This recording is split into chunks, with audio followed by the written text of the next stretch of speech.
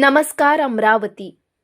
दर्यापूर आगाराची एक ST bus अचानक पेटल्याची घटना 12 मार्चच्या दुपारी दर्यापूर येथे घडली। परतवाडा ते दर्यापूर या मार्गाने जाणारी MH09 EM 2260 क्रमांकाची बस दर्यापूर बस स्थानकाजवळील रेल्वे गेट परिसरात पोहोचताच अचानक बसमधील बुलेट गिअर जवळ स्पार्क झाल्याने चालकांच्या लक्षात आले। काही क्षणातच बसने पेट घेतल्याने परिसरात एकच खळबळ उडाली। त्यावेळी बसमध्ये केवळ 2 प्रवासी असल्याने सुदैवाने मोठी दुर्घटना टळली। घटनेची माहिती मिळताच परिसरातील नागरिकांनी हॉटेलमधील पाणी आणून आग विझवण्याचा प्रयत्न केला। दरम्यान दर्यापूर नगर परिषद अग्निशमन दल घटनास्थळी दाखल झाले आणि त्यांनी आगीवर नियंत्रण तात्काळ मिळवण्याचा प्रयत्न सुद्धा केला। या आगीत बसचे सुमारे 1 लाख रुपयांचे नुकसान झाल्याचा अंदाज राज्य परिवहन विभागाचे विभाग नियंत्रक निलेश बेलसरे यांनी व्यक्त केला आहे। सध्या वाढत्या तापमानामुळे वाहनांना आग लागल्याच्या घटनांमध्ये वाढ होत असल्याची चर्चा परिसरात होत आहेत। 12/3/26 रोजी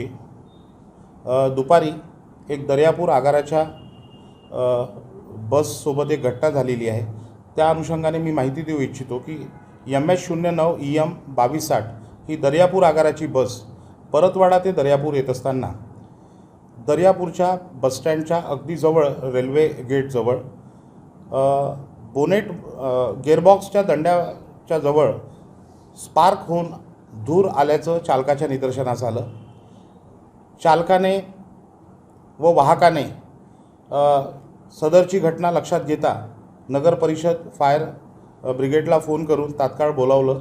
तेवढ्या वेळात बोनेट आणि कॅबिनचा काही भाग थोडा जळालेला होता। यामध्ये ST बसचं अंदाजे 1 लाख रुपये नुकसान झालेलं आहे व प्रवासी मात्र बसमध्ये 2च होते, कारण ती शेवटच्या टप्प्याला उतरणारी जागा असल्यामुळे आणि त्यामुळे प्रवाशांना कुठल्याही प्रकारची दुखापत झाली नाही।